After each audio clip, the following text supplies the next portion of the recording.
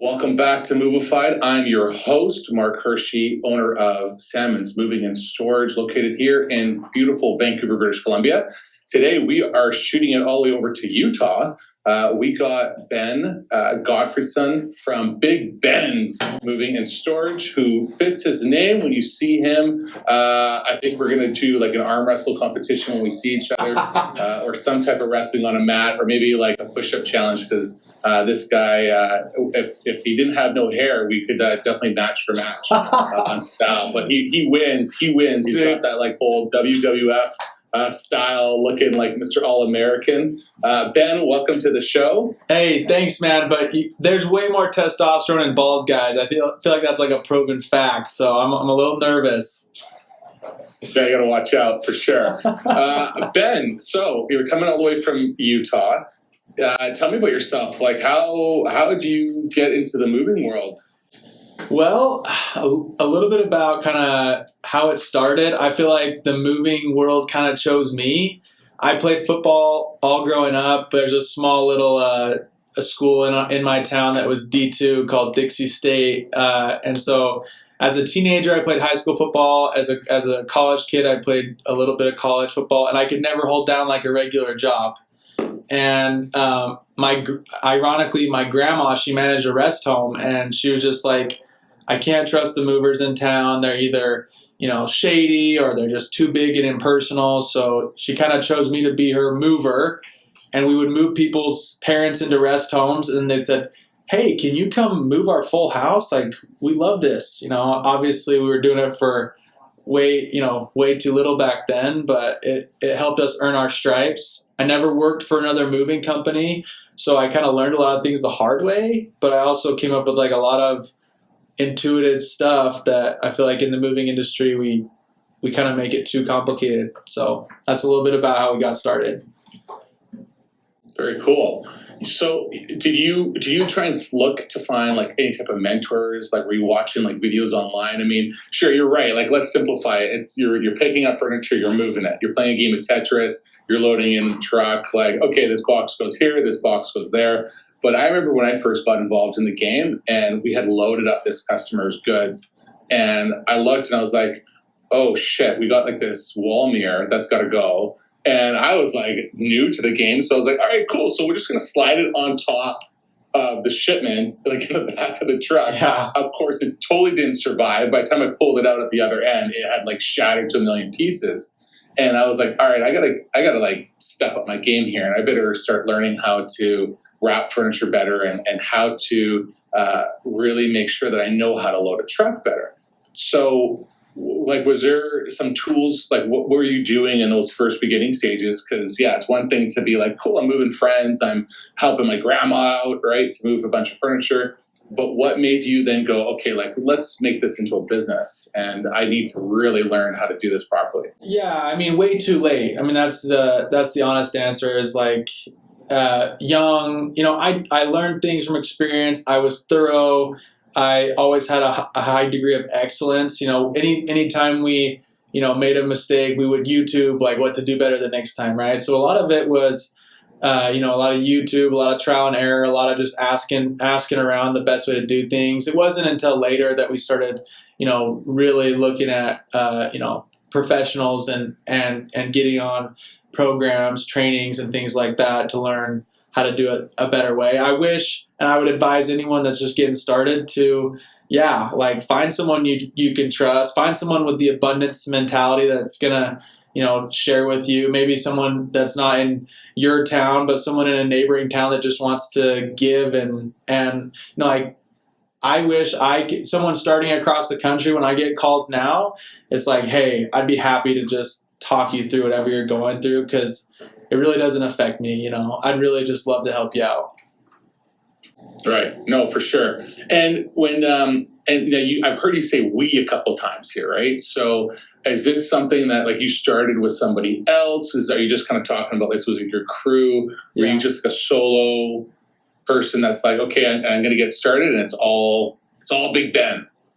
Well, yeah. I mean, you can't lift something with one guy, right? So from the beginning, it's a we thing. I just recruited my best friends, right? We have people I can trust. So that's kind of how it started. I kind of bootstrapped this company from the bottom up. So now we have a full executive team and a sales team and a bunch of people helping us out. So I use we because I definitely didn't do it alone. I still own it.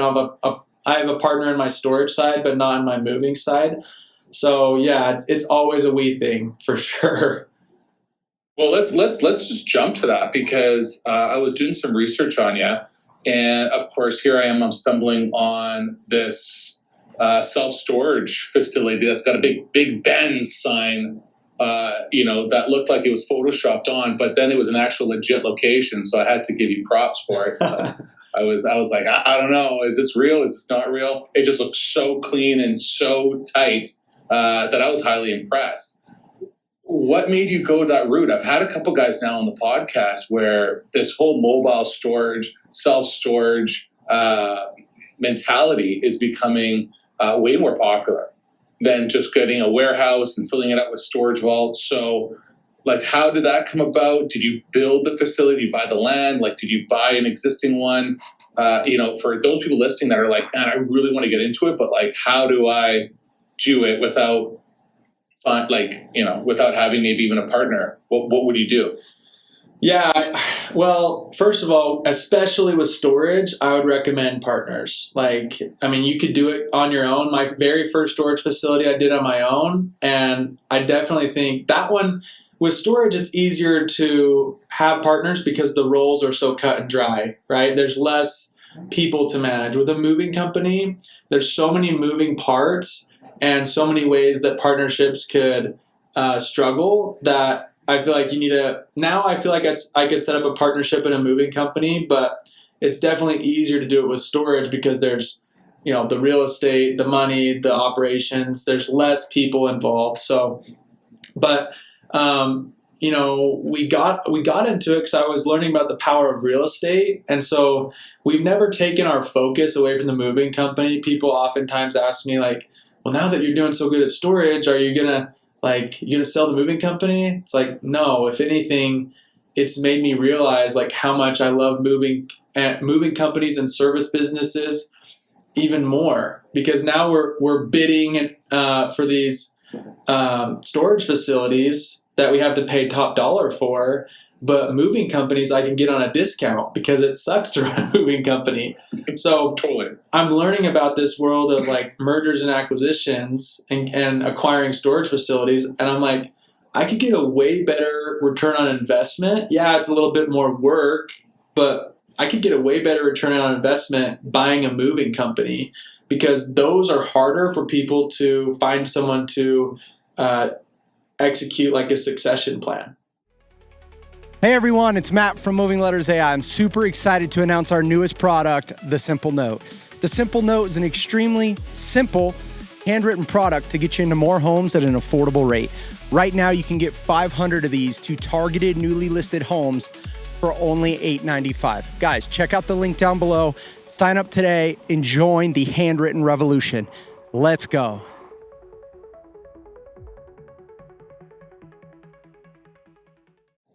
And 100%, like, to me, when we talk about this, I always think, other than COVID and such a massive increase in truck pricing and equipment and everything else, which has made it a lot harder now to just jump in the game. I remember, you shoot back 10 years and you could pick up a 5-ton for like 15,000, 20,000, and you're like, great, boom, I'm on my, or even less sometimes, right? You get a used U-Haul or something. Yeah. It's just like, let's get started to slowly build your brand, build your company. But then now, when like you're talking about, you're now looking at a storage facility. It's really about the location.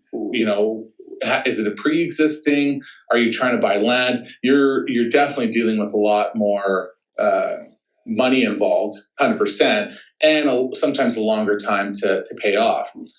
Now, the facility that you guys got, was that a pre-existing storage facility that you turned it around, or like how did you guys go about purchasing that?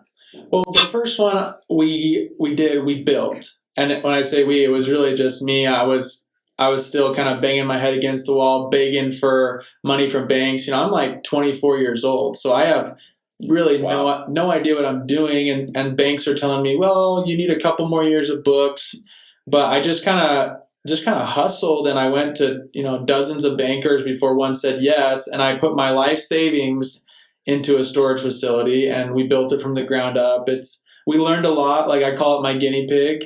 But yeah, it's possible to do. And I feel like you don't have to worry about, on a well-structured deal, you don't have to worry as much about like the debt piece of it. The debt piece is way better on real estate because of how you can leverage and create wealth over time.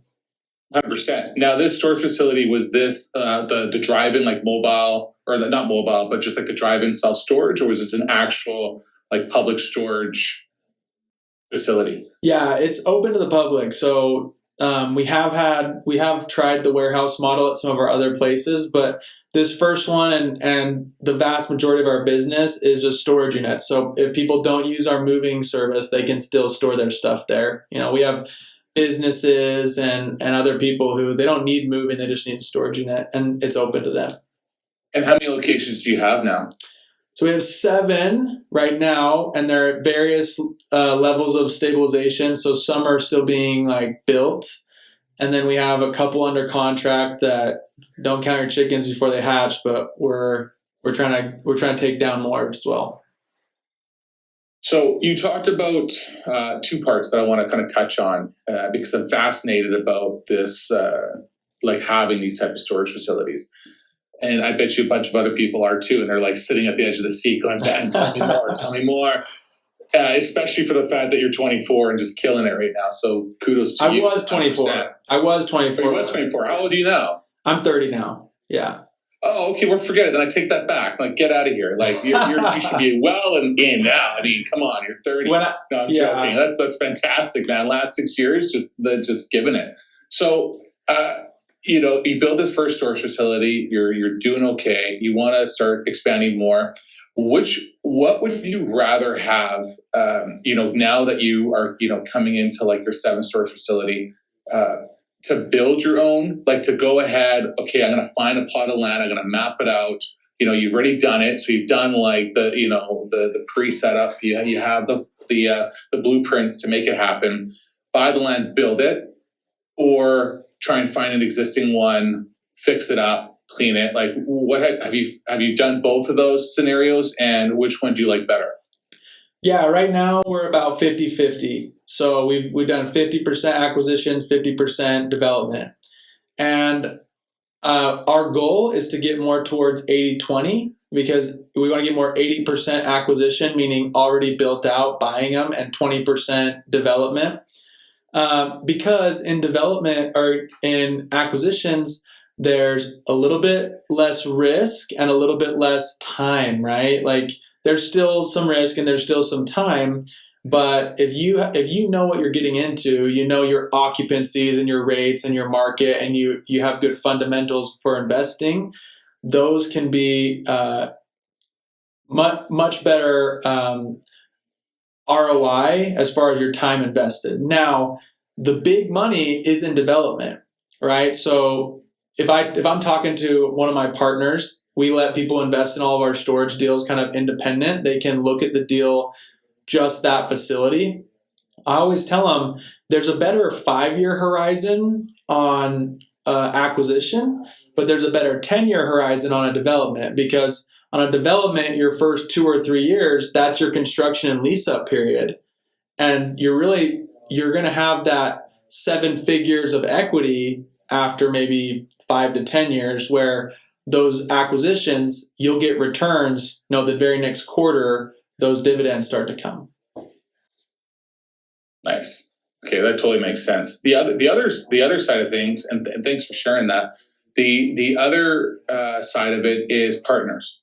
You get a lot of guys that they are eager to get involved. They go, okay, well, the bank of mom and dad isn't really there. They're in a situation like yourself, right? Where, they're either young or maybe they had bad debt when they were getting into it. I mean, most guys are in the moving business that are trying to get in there are usually starting off with bad debt, trying to build themselves back out from working at a McDonald's or something somewhere, right? Or Sure. some type of criminal background. Who knows? Sure.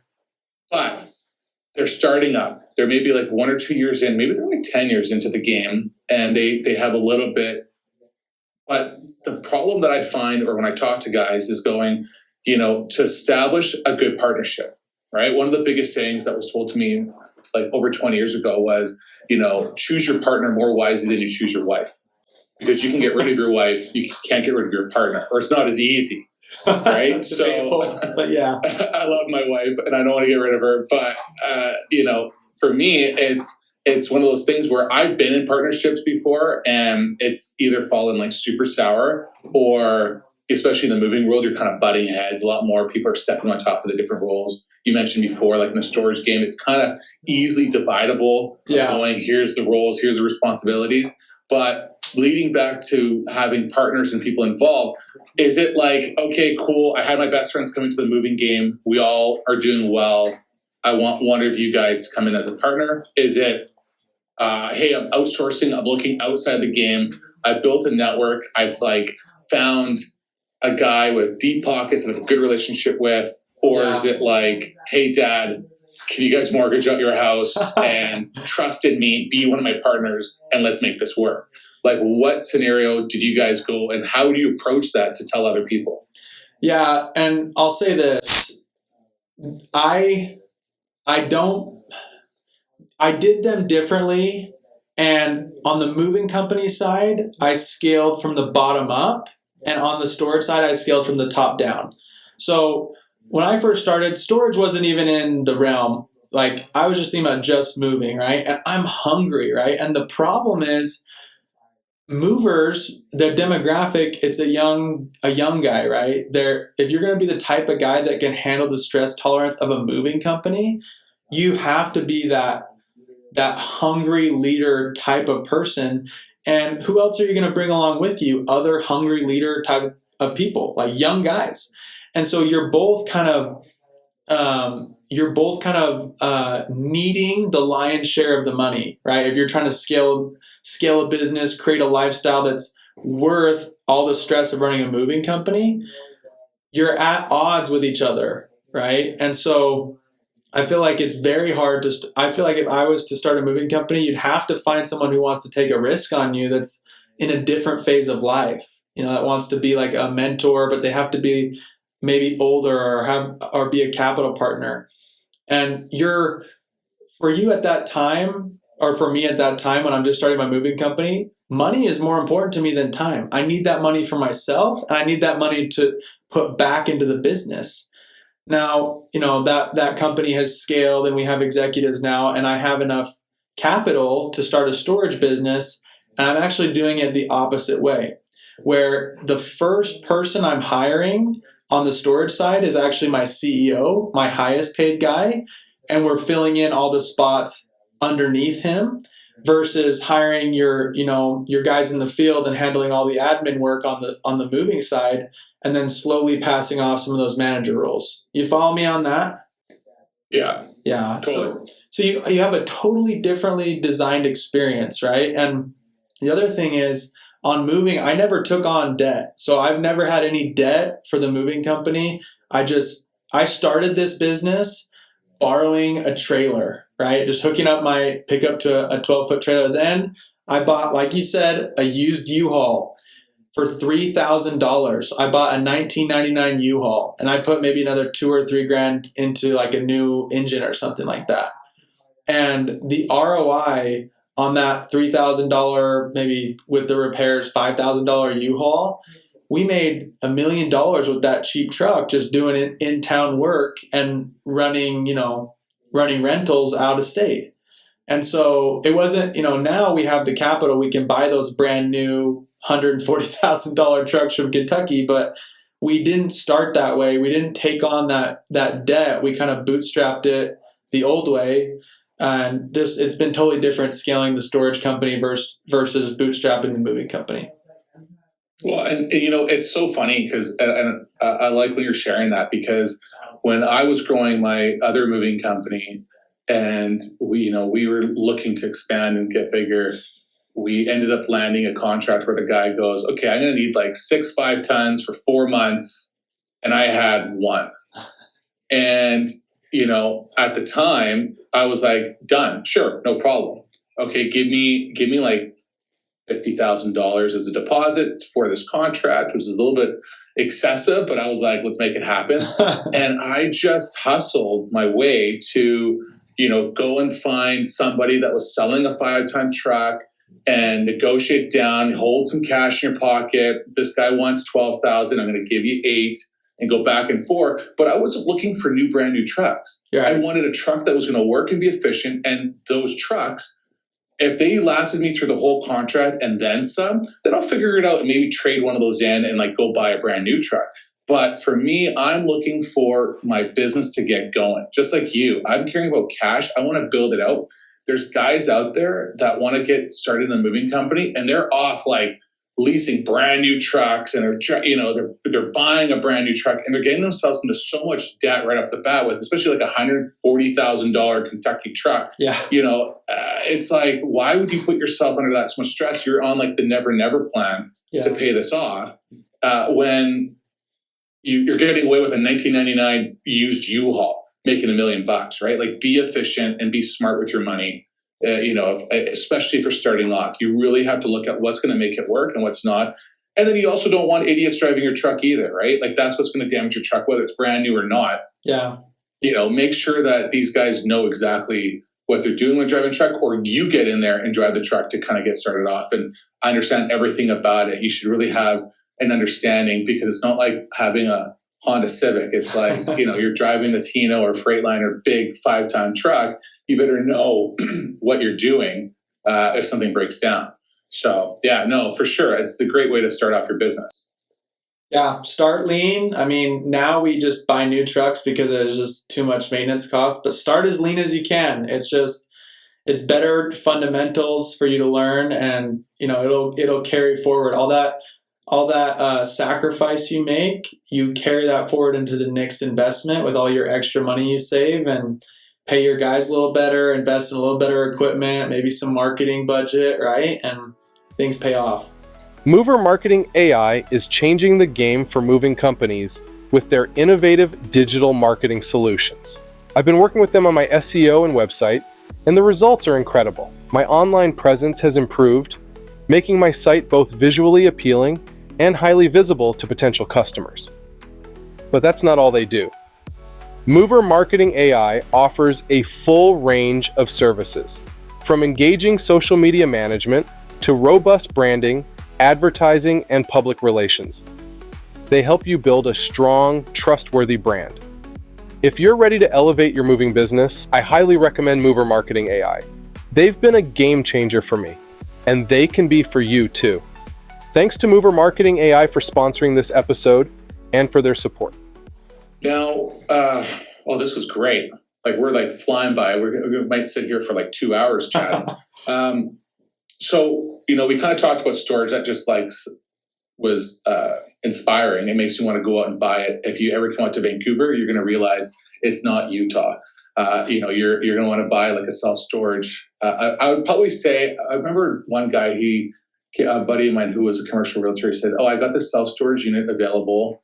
I think there was maybe about 150 units in there. It's not huge, but it was a decent size. Okay. I think the starting was around 11 million. That was about 3 years ago. Wow. So, welcome to Canada, Vancouver. That's where I'm like envious of going, man, I wonder if I could just move to Utah.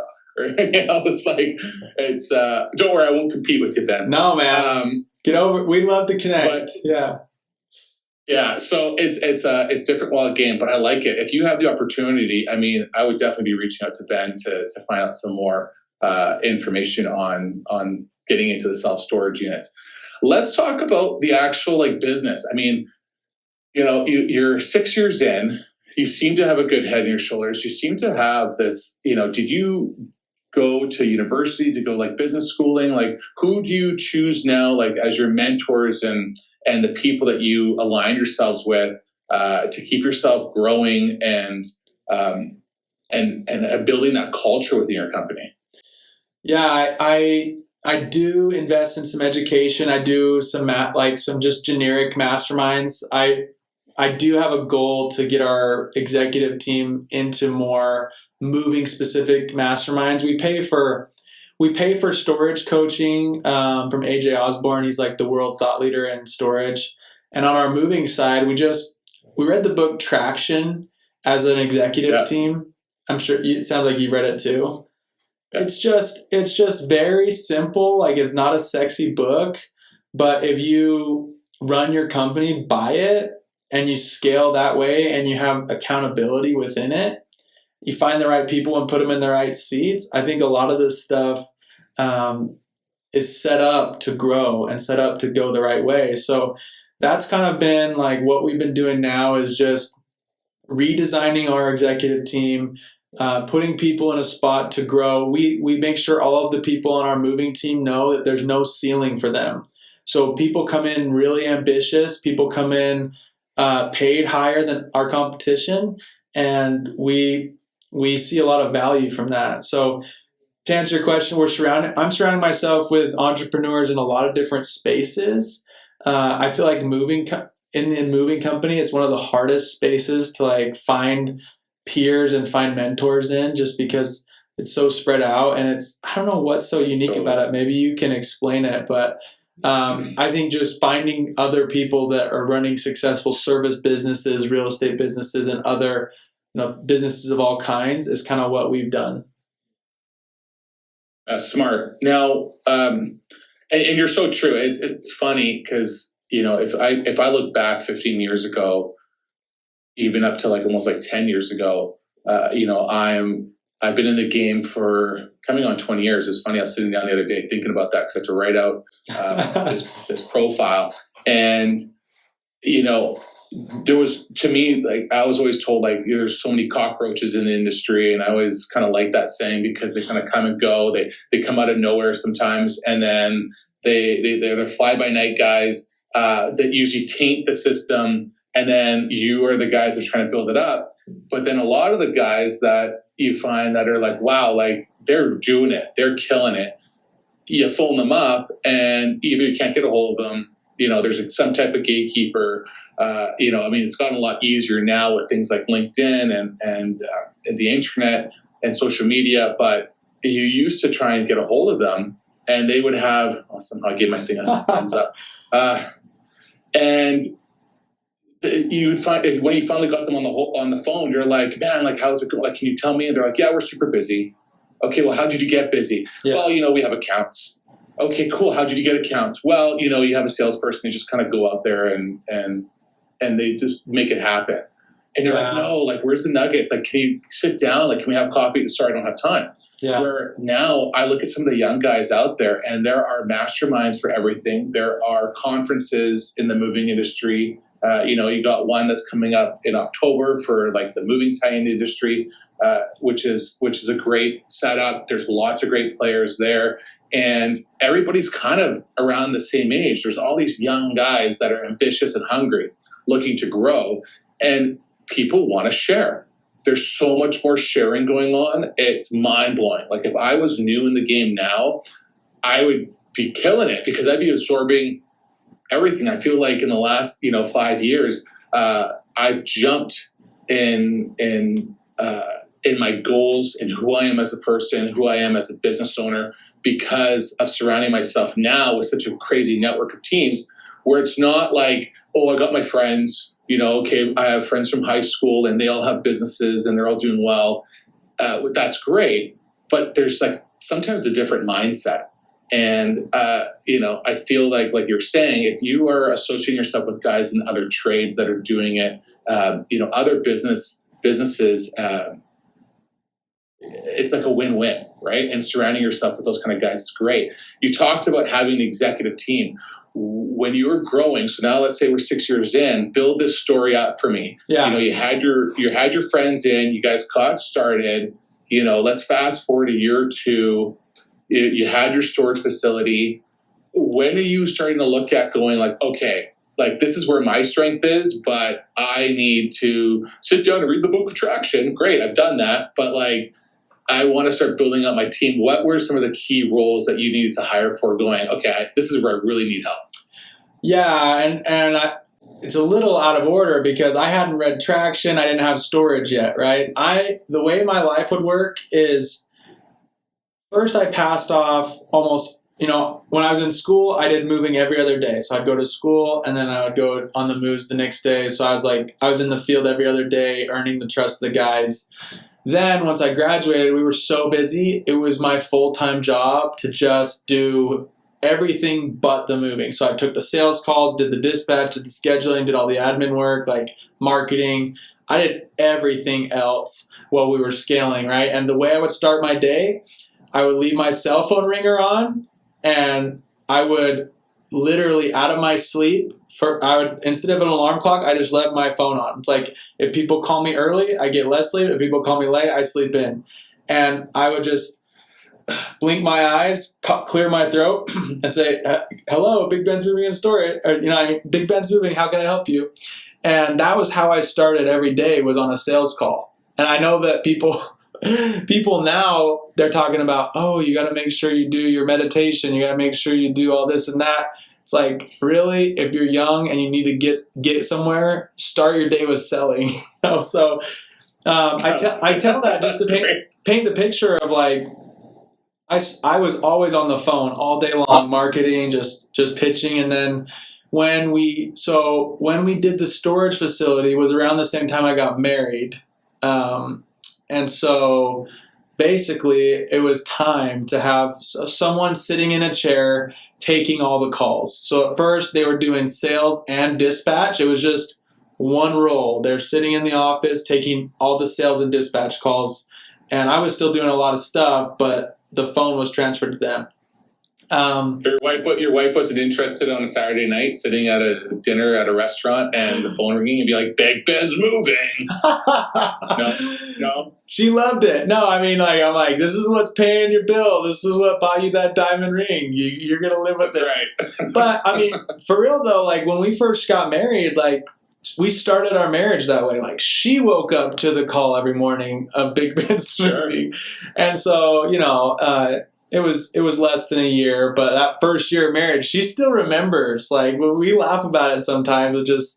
And she's, she has a greater understanding and respect for what we do because she heard me sell. She heard me talk to, frustrated people or stressed out team members, and so she's a little bit more invested maybe. But so we started with just one position, then we split up sales and dispatch. So we had a salesman and a dispatcher.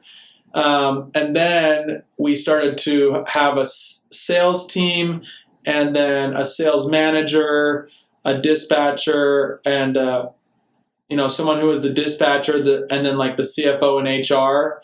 And now what we have is we have a CEO, a CFO, and then a chief sales and marketing officer, and then a sales team. And we have some other roles in marketing and stuff, but that's the gist of it. Do you look at it now for the storage and the moving side of it? Do you keep them separate? Like having now a CEO and a CFO, like did you, because it's all Big Ben, so do you have a total different LLC for the storage setup? Great question. Yeah, we actually have two CEOs. So one is Big Ben's Moving, and to the customers, we face customers as Big Ben's Moving and Storage. But there's a storage team. To partners and people in the storage industry, we're Big Storage Ventures. So I have a CEO for Big Storage Ventures that's managing, overseeing all of our investments, overseeing all of our property management, things like that. And the moving company has they have a separate set of goals and a separate CEO and structure from the storage company, who has their own set of goals and structure. And we did think about combining it, but I feel like I'm pretty grateful that we did it separate. That's smart. We still ask our team to, we remind them, hey guys, technically you're incentivized by different things, but part of our great economies of scale is that we're asking you guys to take calls for each other. So we just went over this yesterday, how all of our storage guys need to be able to sell moves, and all of our moving guys need to be able to use the storage software. It's really not that hard. And I always remind them like, hey, moving guys, you guys get free rent. Like you guys don't have to pay for rent, and that doesn't come out of your bonus check. And then I remind the storage guys like, hey, the moving guys are filling all your storage units. So everyone gets along. I feel like that economies of scale has worked out really well, but we also do have 2 CEOs and 2 companies. I like it. Do you find that that you have to have a certain different culture because of how you guys have now established yourself? Like, how do you make it work in the office? Is there events that you guys hold? Is there, like, what position do you play to make it as Big Ben, coming in there to keep your employees happy, and so there's no friction. You're kind of saying, okay, well, I got like the movers, for the storage. And I got the storage, which I love it because it just sounds like every common problem when you're trying to have 2 different companies. But how do you get? What's your role? Like, what do you guys do to like motivate? You coming in there like hooting and hollering, you high fiving everybody in the mornings? What do you get? How do you get your team excited to get out there and do sales and represent Big Bets? Oh man, I think you have to be real with them and let them know like that you have their best interest in mind. So I tell all my guys this. I say, look, I have 2 responsibilities to every single one in the organization, and that is intrinsic happiness and financial happiness. There's my thumbs up. So if I can't keep you like paid as much as you deserve, like we gotta have a meeting, because I need to. This is an industry where you have to be getting the money that you deserve, and you have to be on a track to be earning more money. Like, I don't want anyone to feel like they have a ceiling. I want them to all have a goal to where they know, okay, if I want to make more, this is what I got to do. And also intrinsically, like if you are making enough money but you're just miserable, it's not going to last. It's not sustainable. So we have a really good culture. Like, that's one of the things. It's really the guys. Like, we have special world-class movers, and I feel like that's almost the only thing that sets us apart is our people, the guys on the front lines. They're special. I don't know if it's this region or if it's just our core values that attract that type of person, or if it's our higher pay, but that's really the simplest way. Is I do rely a lot on the team to establish that culture. And yeah, I high five, I shake hands, and I tell them how much I care about them, but it's a lot on them just being great to work with too. There's I want to kind of do a shift here, and I want to kind of bring it up to your website and then social media. But before I do, I just want to get this part out of the way, because it's a question that I was thinking about and I forgot and I thought about it and I remembered again. How many locations do you guys have? So we do. Oh, go ahead. Sorry. I was not going to always answer my own question. You were saying before about the 7 storage facilities, but like for moving, like how many locations do you guys have? So we do local work all over Utah, and there's a city just south of Utah called Mesquite, Nevada. So that's where we do like local work, local prices, and we do long distance jobs, all over the country, of course. So really, most of our business happens in 4 counties, which is Washington, Iron, Utah, and Salt Lake County. Okay, yeah. Perfect. And do you have just one main moving location that kind of facilitates that all, or do you have any like satellite offices? How do you make that work? Yeah, so we have our Southern Utah office is kind of like our, flagship office, and then we have our Northern Utah office that those guys. So basically, people in Salt Lake and Utah County are served by the same crew, and then people in Washington, Iron County, and Southern Utah are served by the same crew. So we kind of have two pools of guys in different geographical locations. We hope to break that up a little bit more. We have, we have plans in place to have like 5 of those, but right now we have 2 really solid ones. Very cool. Okay, back to the website. I just want to clear that up. Yeah. Because I was thinking about that for a while now. Website. Two things that I really noticed that I like. One, and I want to kind of find out the answer for this one. For the longest time, people were going on someone's website or their, the company and be like, a big flash panning of like a couple moving trucks, or, it's the moving crew, or like your whole staff, everybody's waving, everybody's having a good time. Sometimes you are trying to figure out like, I don't know, what best to put on your, what's best to have on your website. I go on your website and I love it. It's like none of that. It's a video that really slipped by. And I don't know if it was fairly new that you put up there, but it really was a fantastic shortcut of video testimonial that to me was like, wow, okay, what a great idea to have right on your main page. Get that video testimonial up. It's not like hi, I'm Ben from Big Ben's, this is a whole intro about my company. It was, boom, here's a great testimonial. What made you guys want to have something like that? And what inspired you to do that? Well, honestly, we're headed into our Q4, right? And so for every moving company, this is not unique to us, but we knew when we set our annual goals at the beginning of the year that how we did going from Q3 to Q4 was going to be a big deal. So we said, look, like I have a guy on my team. Let's expand his role to be chief sales and marketing officer, and let's make a bigger effort on our digital marketing and on our website, because a couple of things, like we know one thing is it's my weakness, so I deserve none of the credit for that. Like, yeah, I helped with some of the ideas, but the execution, I did none of it, right? So, but we know we built this business to a good size off of just a lot of word of mouth, a lot of like in-person networking and outreach.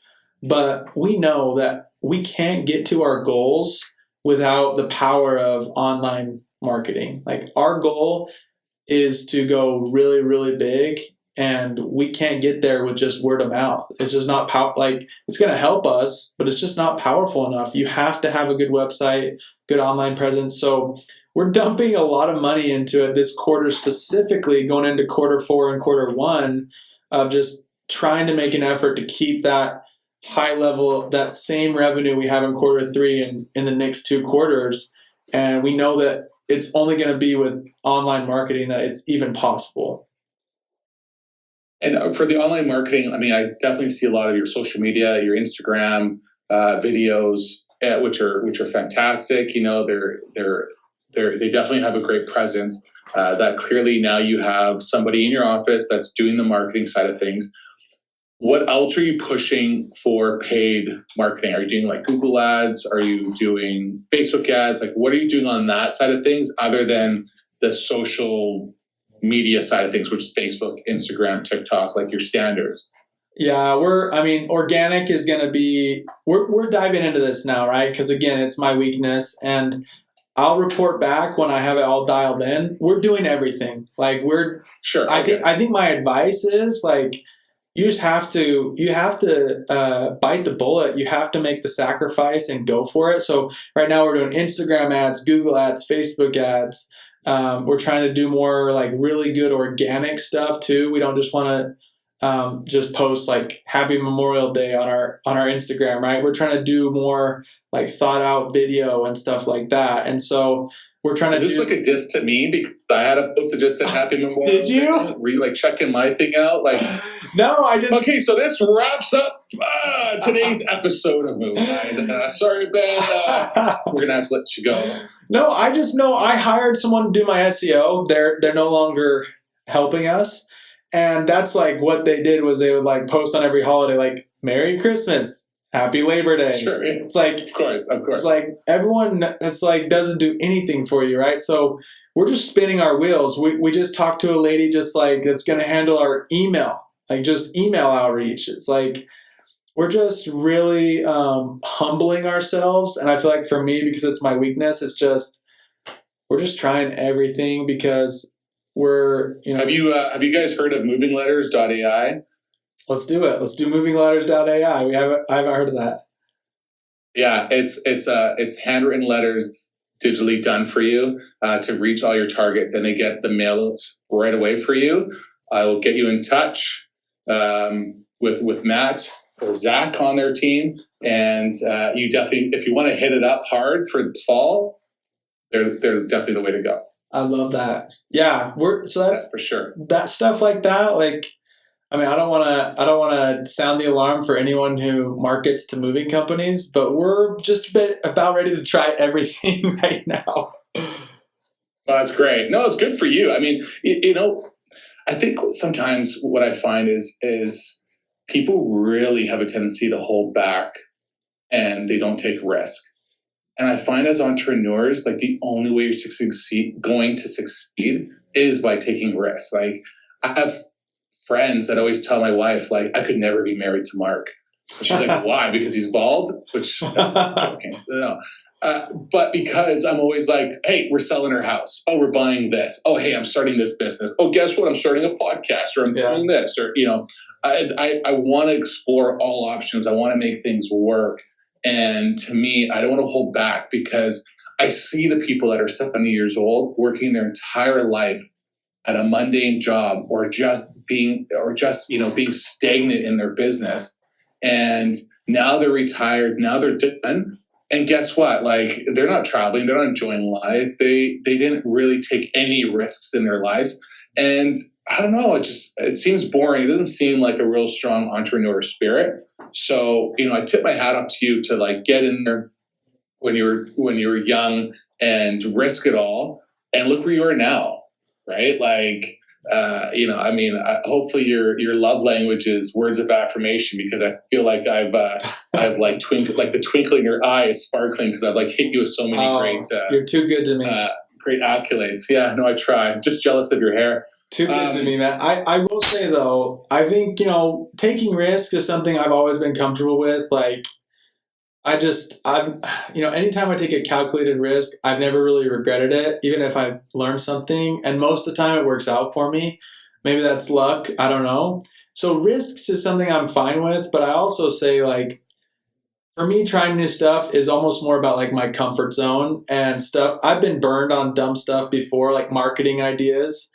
So, like you get these people at the golf course that they want to sign you up to be in their magazine or on their hole 8 or whatever on their sign. And it's like you pay for that once and nothing comes from it and you just get kind of jaded.